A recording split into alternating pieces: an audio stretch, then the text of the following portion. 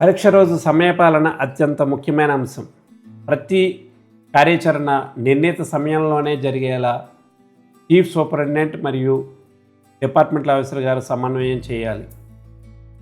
Invigilator నిర్ణీత సమయానికి రావాలి. విద్యార్థి ఒక 5 నిమిషాలు ముందుగానే పరీక్షా కేంద్రానికి రావాలి. నిర్ణీత సమయంలో పరీక్ష ముగించాలి. ఇన్విజిలేటర్ విద్యార్థికి సరైన సమయానికి క్వశ్చన్ పేపర్ అందించాలి. ఇప్పుడు మనం ఆ సమయ పట్టికను గురించి ఒక్కసారి తెలుసుకుందాం. పరీక్షా రోజు సమయపాలన అత్యంత ముఖ్యమైన అంశం. ప్రతి కార్యాచరణ నిర్ణీత సమయంలోనే జరిగేలా చీఫ్ సూపరింటెండెంట్ మరియు డిపార్ట్మెంట్ ఆఫీసర్ గారు సమన్వయం చేసుకోవాలి. ఇన్విజిలేటర్ నిర్ణీత సమయానికి రావాలి. విద్యార్థి ఒక 5 నిమిషాలు ముందుగానే పరీక్షా కేంద్రాన్ని చేరుకోవాలి.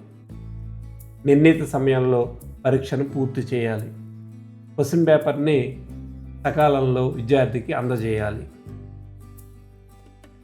ఇప్పుడు మనం పరీక్ష రోజు సమయపట్టిక గురించి ఒక్కసారి తెలుసుకుందాం. సిఎస్ మరియు డిఓలు ఇద్దరు పోలీస్ స్టేషన్కి ఉదయం 7:30 చేరుకోవాలి. ఇన్విజిలేటర్లు పరీక్షా కేంద్రాలకు ఉదయం 8 గంటలకల్లా చేరుకోవాల్సి ఉంటుంది. విద్యార్థులైతే పరీక్షా కేంద్రానికి 8:50 చేరుకొని పరీక్షా హాలుకి ఉదయం 9 గంటలకు చేరుకోవాల్సి ఉంటుంది.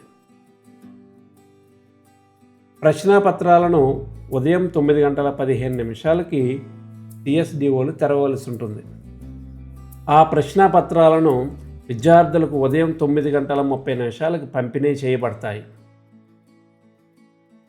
విద్యార్థులకు పంపిణీ చేయగా మిగిలినటువంటి ప్రశ్నాపత్రాలను ఉదయం 10 గంటలు దాటిన తర్వాత సీల్ చేయాల్సి ఉంటుంది.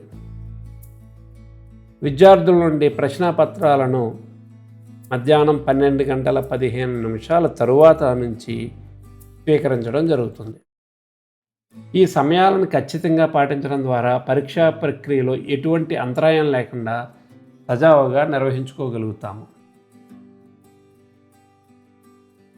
సమయపాలన మరియు క్రమశిక్షణ పరీక్షల విజయానికి మూలస్తంభాలు.